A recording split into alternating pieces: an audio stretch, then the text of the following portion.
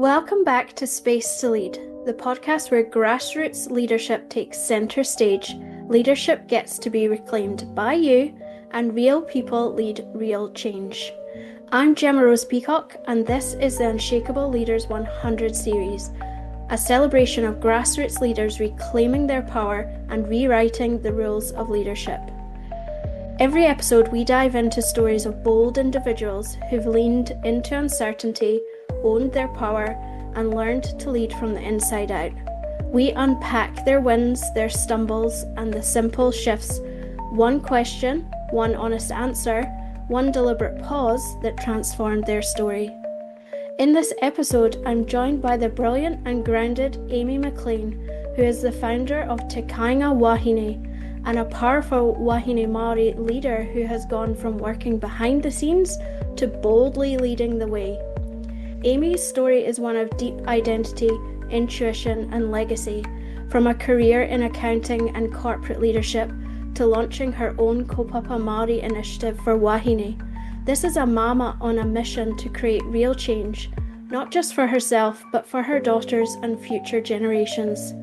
We kōrero about re-indigenising leadership, the cost of silence, burnout, courage, and what it means to stop hiding and take your place at the front of the room.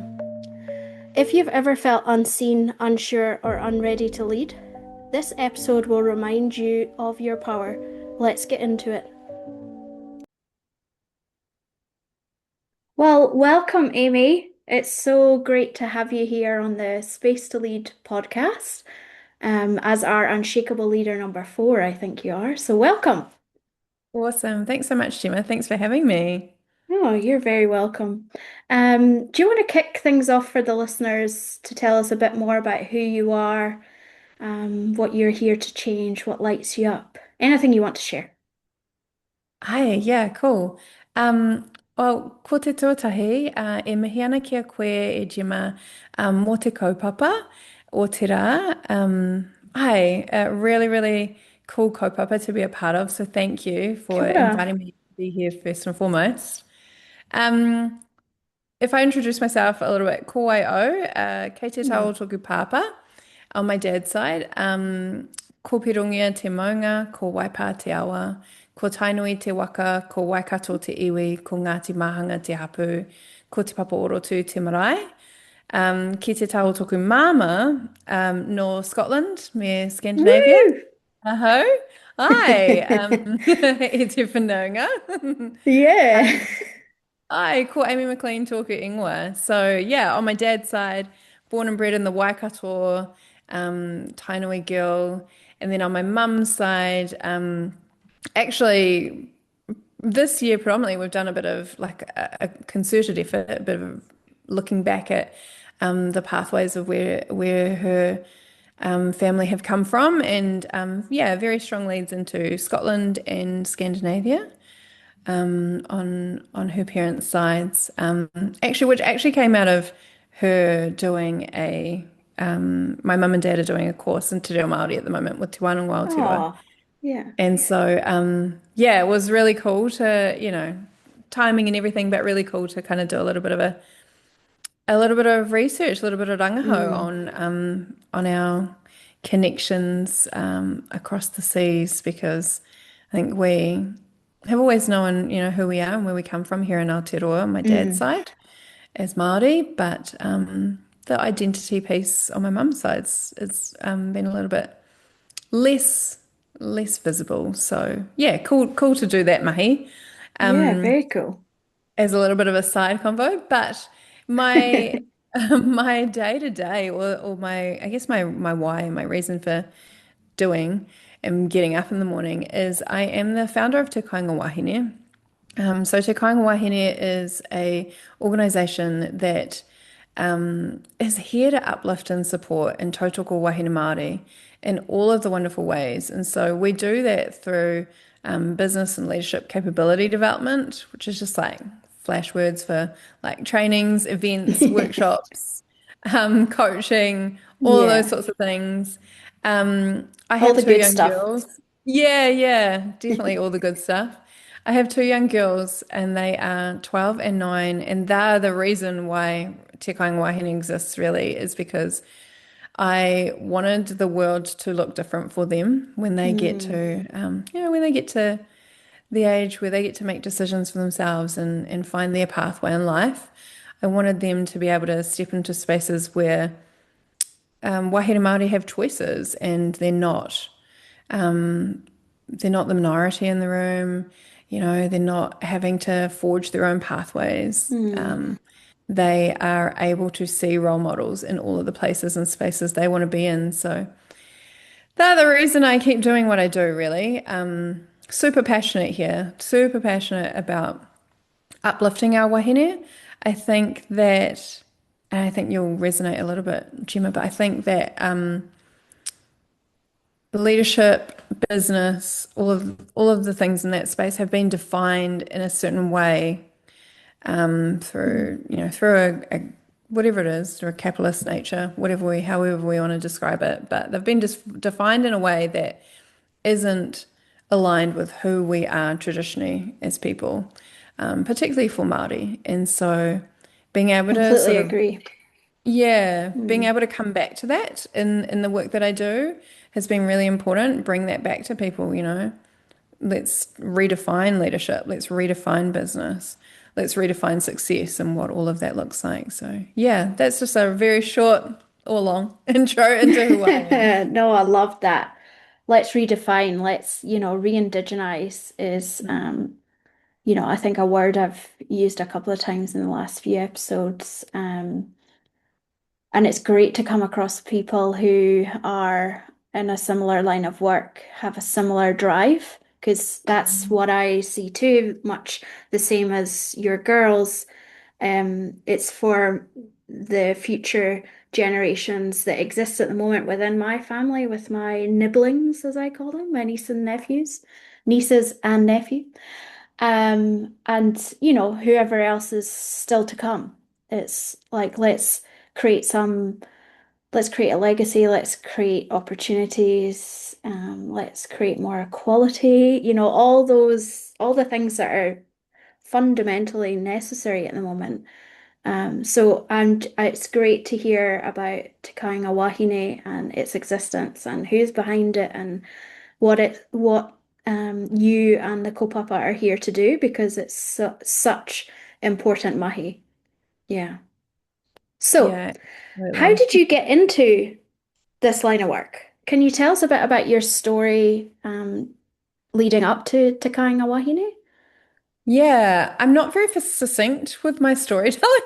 Oh, So don't worry. it's a bit of a journey, but I went into my career life. I started Mm. off in accounting actually, and anyone who knows me knows I'm definitely not an accountant.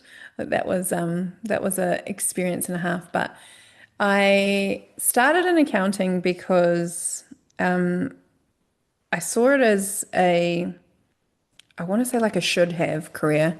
It was what Mm. people said you were meant to do. It was one of those Sure, we careers can where all relate to that. Hey. yeah, one of those pathways where, yeah, that's respectable. That's a good line of mahi to go into. And so I started out in accounting, whilst I was still doing a business degree. And I got to the end of my business degree and I had about 6 months left, I think. And I decided I was working and studying at the same time. I decided to leave accounting and go out and I wanted something fresh, and so I found my way into the fitness industry, just working part-time while I was finishing my last 6 months of my degree. And I fell in love with the fitness industry. And so I was a receptionist at the time, and it came to the end of the year, and my intention had been to go back to accounting. It sort of had been, hey, look, take a break from serious work and focus on your studies to get them done. And then when you finish that, go back was sort of my plan. And I got to the end of the year and I was like, I can't go back. I've Mm. been immersed in this environment in the fitness industry where I mean, there's lots of good vibes that go on in a gym because everyone's happy and everyone's living off endorphins. But it was also a really whānau friendly environment. Like everyone was really supportive and it was just a place. It was a feeling that I wanted to be in rather Mm. than the type of work that I cared about doing. And so I stayed. I stayed at the gym and I moved into a full-time role in sales. I'm also not a salesperson. Like I've done a lot of roles throughout my life that I've learned are not my strengths, Or not but you. Yeah. yeah, Me but too. they've definitely given me Mm. experience and have fed into where I am today. 100%. So I stayed there, very quickly moved out of sales and into management role that I was good at and I really enjoyed, and stayed there for 8 years. And so during that time, so I worked in people management, comms, marketing, floated around in those sorts of spaces. Had my babies, so and we got married during that time as well. So like it was a very family space that we were in, and my sister worked there as well. So it really was like true family and, chosen family. Mm. And I kind of got to a point in my career where I'd gone as far as I could within that organization locally. We weren't planning to move towns anytime soon, so that was out of the option in terms of growth. And so I was sort of itching and wondering, what do I do next? Also had two young kids. Like Maya would have been about one, I think, 1.5. And Amelia would have been maybe three and a half. And so I started exploring what else could I do. And I had always really loved supporting our personal trainers. So our personal trainers were amazing at training people. Didn't necessarily Mm. have the business skills though. So I used to, support them with marketing, support them with business skills and help them get where they needed to go. And so I saw that as an opportunity to step Mm. out of the gym and to step out on my own and start doing that, but for more people. So I left my role after about 8.5 years and went out on my own. I've kind of always been one of those people who jumps before they're ready, Me and then just, too. yeah, learns to Yeah. swim while you're in the water, Mm. which is, been good in some times and challenging in others, but Mm. jumped into self-employment and have really over the years worked out who I want to be in business and what I want to do as I've been going. So Mm. it was never a case of like, right, I'm going to start this business. I know exactly what I want it to be. I know exactly what I'm going to do. I've just followed a series of nudges to get to where I am today. And so after, I think it's been about 8.5 years in business as well, after all of those different, yeah, nudges and experiences I've had, I've landed with Te Kāinga Wāhine. We launched Te Kāinga Wāhine in 2023, and it was a culmination of all of the things I'd been doing. So a lot Mm. of business support, business coaching, working with a lot of wahine, developing mindset and working around leadership mindset and identity pieces. And Te Kāinga Wāhine was a way of bringing all of that together into one brand, one space, and being able to support wahine like that. So, yeah, I am definitely one who follows my intuition, Mm. and I think that that has been what's led me to Te Kāinga Wāhine today, and what will continue to lead me for the rest of my life, I'd say. Yeah, I agree. And what I hear throughout your story of what you've shared and of what I know about you is I can really see the leadership within you evolving over the time that you just explained and the different kind of activating of your leadership that it would have taken to make those changes, to take those risks, to, evolve and grow for the next steps for you and your funnel. And what I'm curious to know is, did you see that at the time? Did you like, what's your journey like with in terms of recognizing your own leadership? Mm. I hindsight's a great thing, right? Yeah, I know. Hindsight, I'm very good at looking back and identifying it. Um, I am much better now at identifying my own leadership in the spaces that I'm in. previous though, I would say that it was something that I was doing without thinking about. Mm, And so I remember having a conversation with my mum actually, and just being like, somehow I continue to find myself in positions of leadership or in roles of responsibility or taking on these or owning these things that I care about. And it just seems to happen again and again in my life. yeah. And she was like, yeah, it does, but you're also, you're intentionally stepping into those spaces. And so that was a bit of a turning point for me when I was sort of like, okay, this is a space, this is something that I am good at. This is something that I can step into. I think the flip side of all of that is knowing that I'm good at it and then knowing how to channel where it should go because we Mm, don't have infinite amount of energy and mm, time. And so, actually probably more so having to work out, okay, where can I contribute or serve or make impact the best? Where does it need to be me versus where can it be others that I can mm, uplift and bring into those spaces? Because for a while there, I had a bit of a I want to say like a sense of self responsibility that I had to, if I was in a space and I saw a problem, I had to be the one to step up and solve the problem. I couldn't just simply let others step into that. And, through coaching and many, many conversations with people, I've realized that that does them a disservice by me always being that sort of problem solver saving role, and actually allowing space for others to step into it, mm. no matter how just uncomfortable that is. Because I've had that a couple of times where I've been so like, okay, I need to step back. It's not good for my energy or my well-being, and I don't need to be the person who is in that space. Yeah, true. And it's uncomfortable for people, Mm, because people have learned to rely on it. So, and they're then having to step into it for themselves as well. So, mm. yeah, I don't know if that answers your question. Yeah, no, it definitely does. And you know, the term, I guess what I'm really getting at is like, let's riff a bit on what leadership is in the everyday at the moment. Not everyone connects with the word, not everybody says, yeah, I'm a leader. Um, Yet, I don't know if you'd agree with this, but I feel like leadership is accessible within everyone. Mhm. Um, and it existed, and I say it time and time again, it existed a long time before how we view leadership now. It existed in different ways. So what is your view on leadership in general, and how do we connect more with what leadership means to us? Yeah, cool party.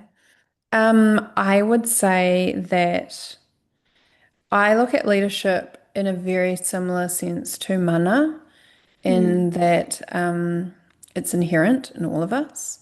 It's something that we're all born with. It's something that we can step into and take ownership of and be a part of. But it's there whether or not we acknowledge it, I guess yes. is how I would describe leadership. I also think that leadership sits with a foundation of aroha.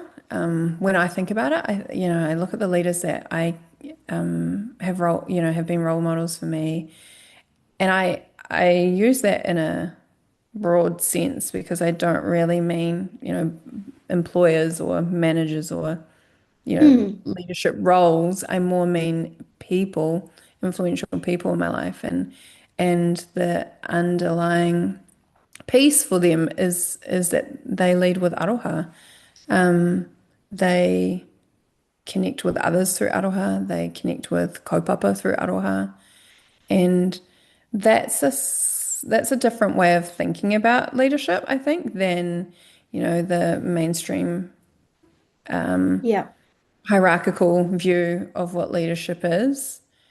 But yeah, I think of it as something that we're all born with and that we can draw on and is there whether we recognize it or not. Yeah, I completely agree. And I guess what the kind of intention behind this kaupapa, this as in the Unshakable leader, the space lead, like the mission I'm on, is um helping to nurture and activate that recognition within the everyday person, within grassroots people. Because I feel like if we can reconnect with that part of ourselves and reclaim that, get into our own leadership and take action without thinking that leadership is for that person over there, not Yeah. for me, then that can only be a good thing in the world. Yeah. And so I wonder what, in terms of your own leadership journey, what are the areas that within you that have had to grow and evolve, like different leadership skills? Can you give us an example of the things that leadership wise that you've worked through? Yeah, I think one of the things that has been an ongoing journey for me is bringing myself, the conversation I had with my coach is like bringing myself to the front of the room. My in the past, my position of comfort has sort of always been to be at the back of the room, supporting others, like pushing people forward, lifting people up, Mm. you know, going around, making sure that everyone has what they need. But from a behind the scenes perspective, or from a like a quiet position, and as much as that's needed, and it certainly speaks to the type of leader that I want to be. I've realized over time that I need to be doing work in the front of the room as well, Mm. which looks like advocating, which looks like, showing the way, which looks like impacting and influencing, and guiding and being a for others to follow. I can't always do that from behind or from in the shadows, I guess. Mm. And so that's been a big learning journey for me is to sort of, what does it look like for me to be visible as the leader that I am? Throughout my business evolution, I'll say evolution. Yeah, throughout, discovering what I wanted to be in business and who I wanted to be in business, I had many iterations of brand name and role title, I guess, if yeah, to put it that way. I started out with a business name, M4 Collective. It's the most regular, like, I don't even know. I don't know how I came up with it, but I was sort of like, I love the idea of a collective. M4 Mm. really cornerly stands for like my surname starts with M and the number four was how many people were in my family. Like, so that's how I came out with M4 Collective. And I had this business brand and I was like, it doesn't really stand for anything. It doesn't really mean anything. But I was Mm. hiding behind it because I didn't want to be in business with my own name. I sort of, hadn't let that piece of my Oh. identity come out. And so it would have been a couple years in before I rebranded and became sort of Amy McLean. And then I had variations. I was like Amy McLean business coach, Amy McLean professional coach. And then I finally landed in the space of like Amy McLean Indigenous coach. And that I Mm. think was a first step Love into that. yeah, and it was the first step into owning this space, working with Māori, Mm-hmm. working with Indigenous people. I was doing it. Like that was what I was doing behind the scenes. Who I was delivering to. That's who I was working with. But I wasn't saying it publicly that that's what Yeah. I do. And so all of a sudden I was like, oh, okay, I have to put this brand to reflect what it is that I do and to step into my identity that was already there. And I think that happens every now and again in my journey when I evolve in terms of identity. It's generally something that I've already reached Mm-hmm. unconsciously. It's just bringing it into the conscious. bringing it into visibility and allowing it to be seen has been something that I've worked on, yeah, for some time. Mm. Yeah, I love that. And so is there anything that you're currently working on in terms of leadership gaps or your own capacity to lead, any kind of like skills that you've identified that needs or you're currently looking to um fill, because I like to paint the picture that we're not coming from a we're perfect leaders, we're all have our things that we are noticing and growing within our capabilities, you know? And I guess I like similar to you, I see it as a real journey. Like I don't know that we Mm. ever quite get anywhere. Like maybe we're similar to rainbows. They're always just like that little bit ahead. Um, because as we sort of go through life and we get to stages and new phases, things evolve around us. And so we adapt. Yes. I think in terms of gaps or areas that I'm exploring at the moment, um, I'm a real ideas person. I love Ah, ideas. I have notebooks everywhere. I wake up at 5 o'clock in the morning and I'm like, oh, I have to write that down right now, kind of thing.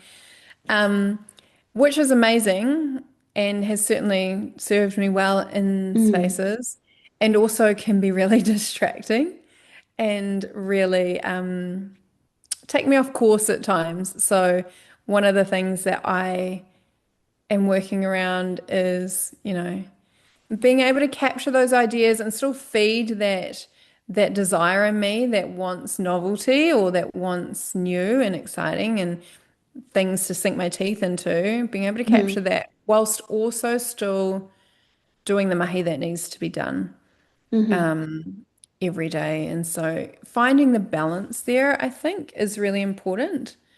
Probably the other piece that I've worked on and continuing to work on is around a balance of well-being. And, for years, I sort of had this up and down roller coaster of burnout symptoms, if not burnout, like, like really, really exhausted, really, really burnt to the ground, kind of crawling along the line sort of scenarios, and then height of highs, being really on and just sort of going up and down. And so in mm. the last year or so, I've released some work that I had been doing that wasn't yeah, that I couldn't do anymore. I Mm. had to be realistic with my capacity. And so I let go of some of that work. And it's certainly helping me to manage my well-being better. I want to be more like this. Like I want to be, little bumps, little ups and downs rather than the really big highs and then the really low lows in terms of energy and well-being. Yeah. Yeah, I agree. It's so important.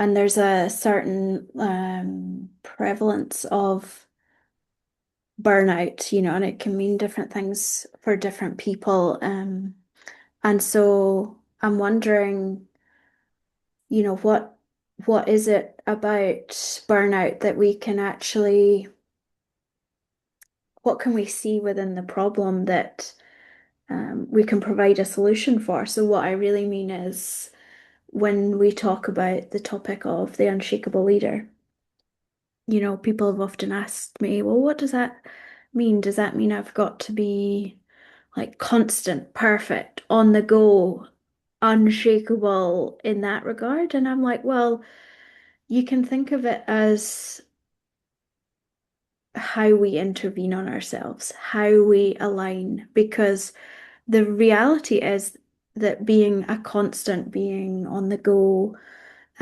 getting it right all the time, it's unrealistic. So, and if we're striving for that, of course we're going to burn out, because we're going after unrealistic expectations.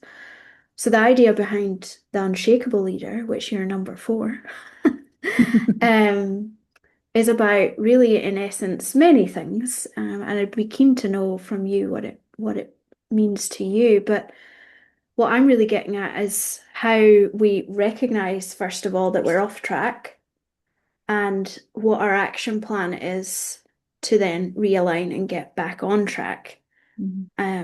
And if we're going after that reality, if we're in the acceptance of that life will just life sometimes and we'll be thrown off course or we'll be misaligned with our values at times or we'll be derailed by whatever situation, how we can notice it and bring ourselves and recognize it and honor that and then realign what needs do we have.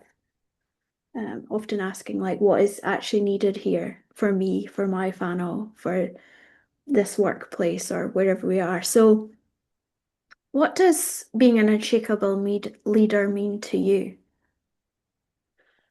As you've been talking just now, I sort of had this image in my mind of the awa, like of water Mm. flowing in the river, and being able to sort of be a po within that, you know. So, like you said, life is lifing, things are flowing by us. Mm. And sometimes the water's, going fast, sometimes it's slower. And how are we sort of standing in our alignment or in our boundaries or in our Yeah. the things that are important to us within all of that. And it's not to sort of say that we're resisting against the water. That's not what I think of when I think of the po. I more think, how are we moving with the water? How are we being in flow Mm. with those changes of season or changes of flow and direction of the hour. Yeah. No, I really love that. How we flow with it. Um, yeah, because often we can stay in periods of burnout and stay in inaction and stay not communicating and stay not putting in boundaries, even though we know we need to, we don't do it sometimes.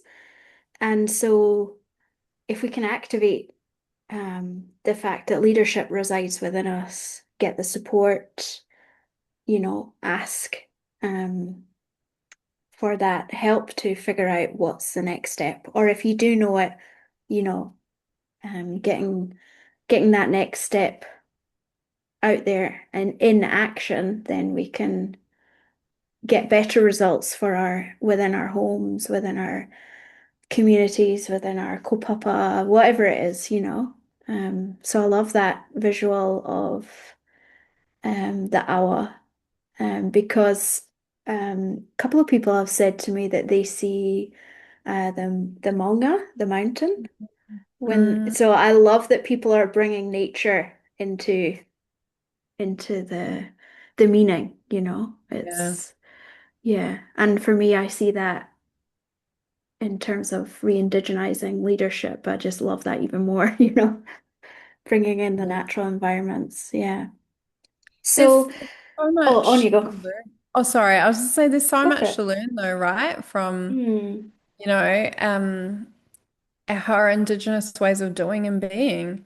If we go back to how we connected with nature, if we go back to how we connect as people, a collective way of being, all of those aspects, there's so much there to learn about what leadership is, what the leadership is that's inherent in us and how it used to be used Mm. and shown and valued and yeah. It's sort of peeling back the layers to remember what was there. Yeah, and the different kinds of leadership too Mhm. is what I'm seeing and really interested in exploring even more because quite often, if we go to standardized leadership trainings or and not that every training is the same, but you know what I mean.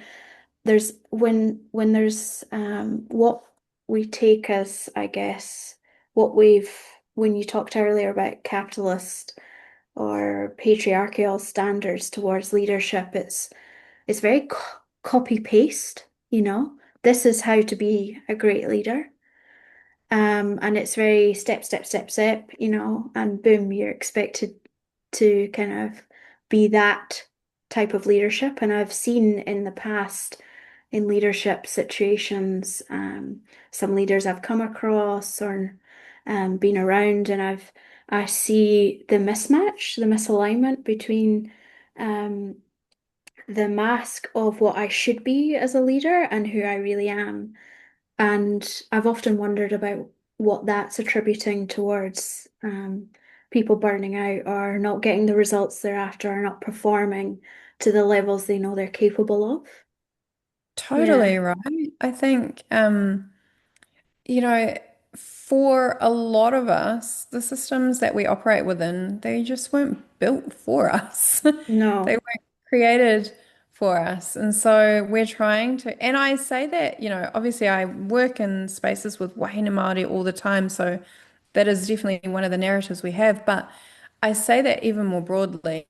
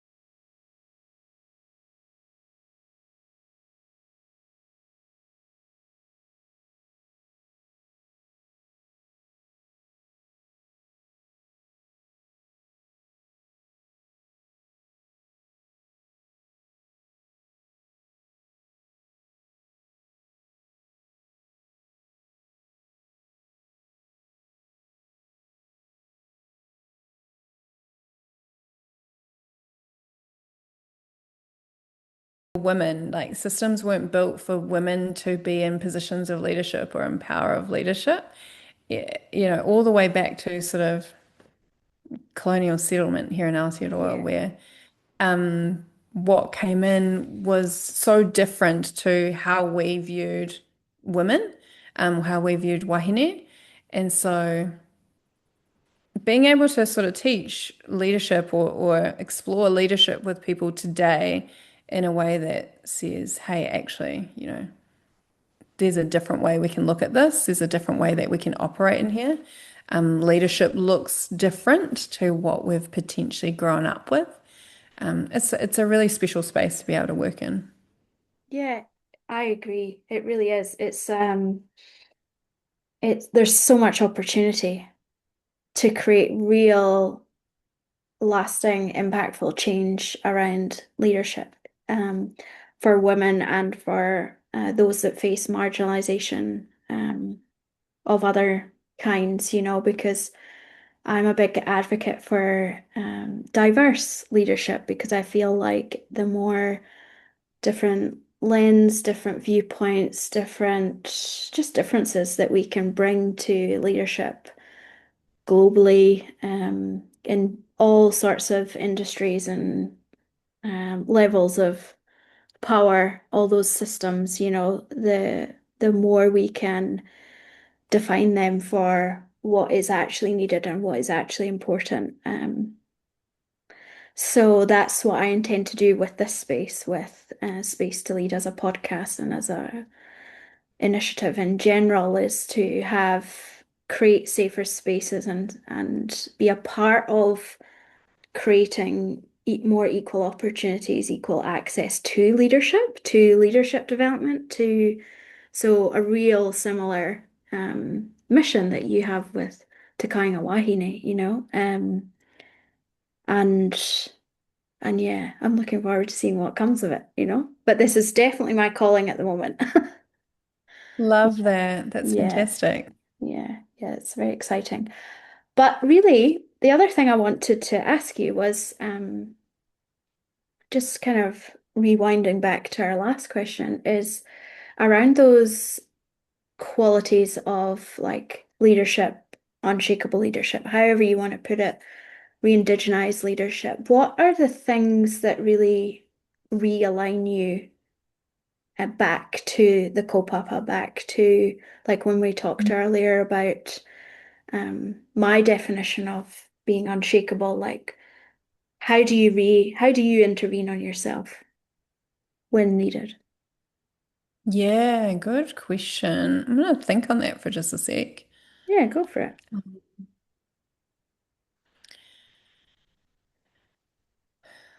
I am I'm a big reflector. So I reflective practice is a big part of what I teach others, but it's also a big part of how I live my life.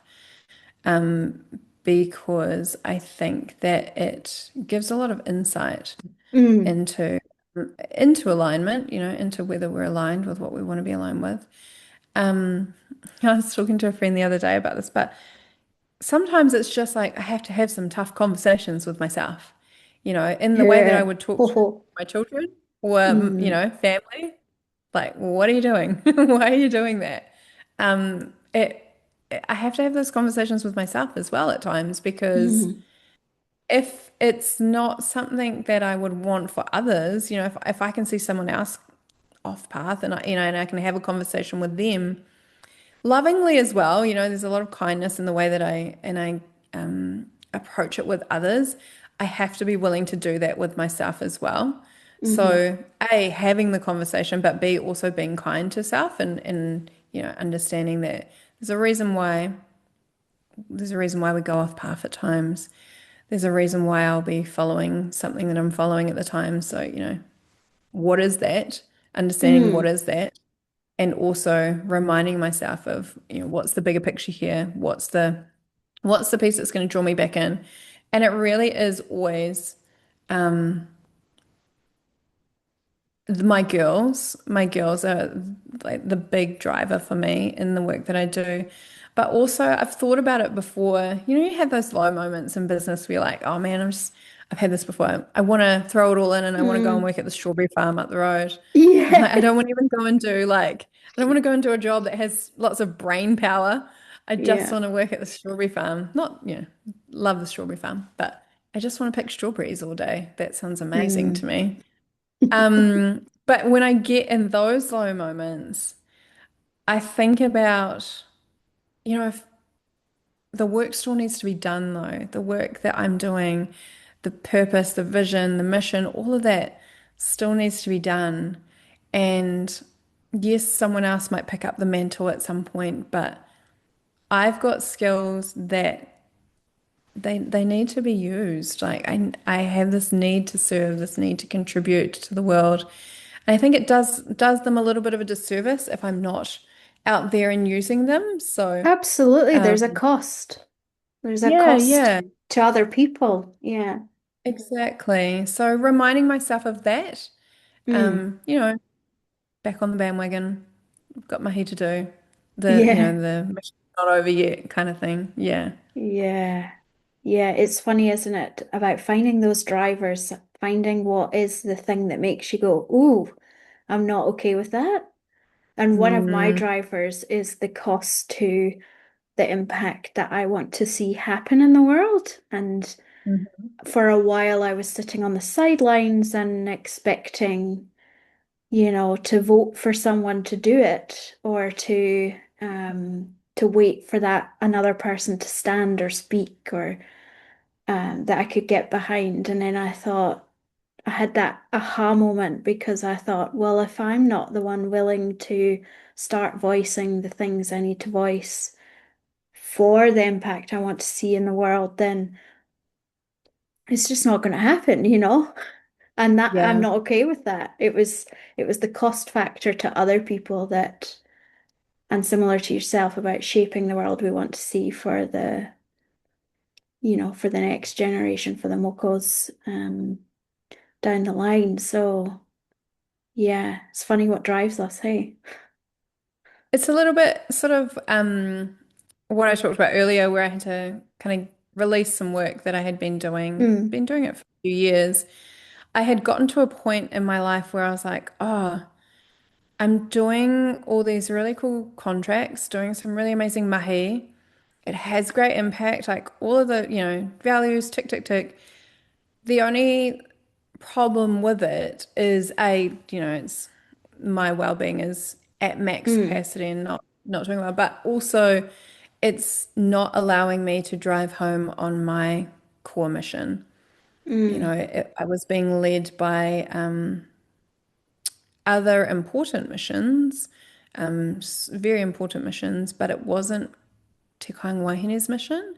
Mm. And similar to what you just said, like I had to draw a line in myself in the sand for myself and say, if you're not willing to go all in on Te Kāinga Wāhine and give it the time and energy and dedication that it needs, then how will it ever get off the ground in the way you want it to? And how will it ever make the impact that you want it to? So that, yeah, that was a big part in letting things go as well, was that I needed to be able to drive home on the impact that I wanted to make. Mm. Yes. And so, what would you say to if there's a listener out there?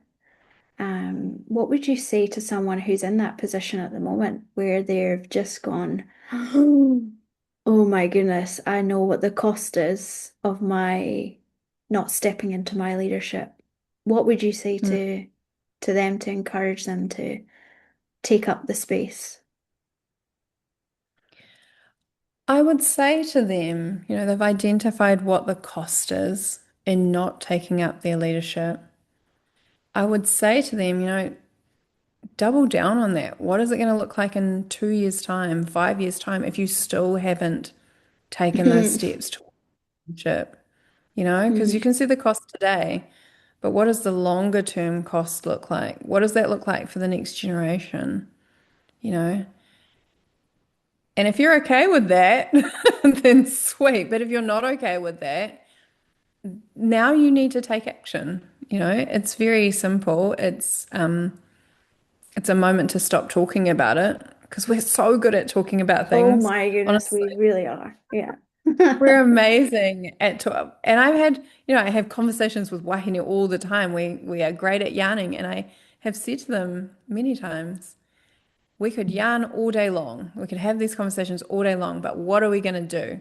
What is the action here? What are you going to do about it? Because if you're not willing to do something about it, then why are you still talking about it? And that's a little bit hard, that's a hard line to draw, but it's the reality. Why are we still Yeah. talking about it if we're not willing to do anything about it? Mm. That's a bit of a mic drop moment, Amy. Yeah. Why are we willing to keep talking about it if we're not willing to do anything about it? Mm. Mm. Let that sink in, listeners. Yeah, yeah. If that doesn't motivate, I don't know what will. Yeah. And so I feel like you're very in your power as a leader, as I know you. Um, and so if you think of a time, whether that's now or a time in the past, where you've been in your power as a leader, what do you think has contributed to that?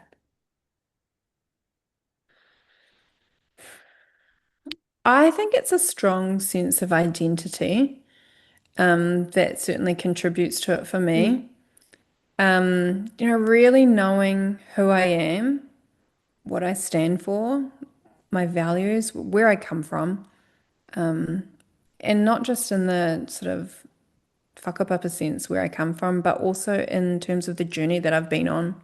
mm, That all feeds into the identity of me knowing who I am when I stand in this power. I also really rely on and draw from the power of the collective around me. mm, So it's one of the things that we talk a lot about in Te Kāinga Wāhine is the power of the collective.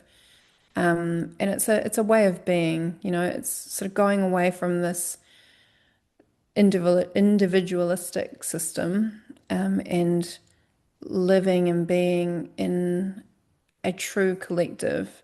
Mm. And so that really helps me to stand in my power when I know I'm not standing alone physically, metaphorically, all of the things, but knowing who I am and knowing who I'm standing with really helps. Yeah. Mm. Yeah, and as you've just said that, I had a bit of a visual of um you standing in front of a mountain, but with people behind you, and how that the people behind you, as in not just our ancestral connections and whakapapa, but who is within our network, within our supports as a collective behind us, propelling us forward into leadership. Um, Yeah. yeah, having the courage to step into leadership because um, yeah, I find there's work needed to be done, which is why your kaupapa exists, which is why I'm doing what I'm doing, and others as well, is to really kind of change those narratives and change the opportunities for the better, you know? Mm, Hmm. absolutely. Yeah. And so if people want to walk away with one thing from your story, I'm sure they'll walk away with many things. But what do you hope that that one thing is from what you've shared today, or what you feel called to share? My one thing that I hope people hear is they have the power to define success, define their leadership, define their life. I really want people to be curious about that and to explore that for themselves. You do not have to follow a blueprint. Leader, when you talked about sort of leadership programs, standardized leadership programs, I saw it. I was like, oh yeah, Mm, cool. It's like the 7 steps or it's like the 8 skills of leadership kind of thing. I want people to know that it doesn't have to be like that. Be hmm curious and explore what does it mean to you and be able to redefine leadership, business, life success for yourself. mm. I love that. Yeah. I really felt it too when I explained that, like Mm. with the 7 steps or, the standardized, because it's never a one size fits all. So I'm glad you've reinforced um, that point and to bring the whole you, because we're often told to like, oh, leave that part of you at home, don't let the people in the office see this part of you, blah blah blah. Like there's all that what and whilst I get professionalism is, required, but also those I want there to be safer spaces for people to be able to show their whole selves, to be able to bring because there's strengths in those places. Um, Absolutely. yeah. So we'll get there. Absolutely. I think that's the biggest part is that there's so many strengths and unique pieces that get left behind or get left at the door if we don't allow people to show up as their whole selves. Yeah, and you can feel it too. Mm. You can feel it when there's more to be seen, or um there's more to be brought out of a person. You can feel when Mm. people are holding back and how we as leaders empower that within other people and be that safe pole, be that safe yeah, pillar to that safe person to have um those strengths brought out and utilized in whatever impact that they're here to create. Yeah, I think can Mhm. only be a good thing. Yeah. Yeah. Yeah. So where can people find you, Amy, if they want to learn a bit more about you or contact you or find out more about Te Kāinga Wāhine? Yeah, cool. Te kāingawahine.co.nz. So you'll find everything about us over on our website. But also, you can find me generally on LinkedIn under Amy McLean or Instagram under Te Kāinga Wāhine. We're also on Facebook as well. But yeah, Instagram and LinkedIn tend to be where I spend a lot of time. Hmm. Okay, cool. I'll link all that in the show notes so that people can discover you. And I just want to say a big mihi to you for supporting the kaupapa, for being so enthusiastic to join in on the conversation and be our unshakable leader number 4. Kia ora, Yeah. Gemma. It's been fantastic. Thank you so much for doing this mahi. I think it's super important and excited to listen into all the other episodes to come. Yeah, cool. Awesome.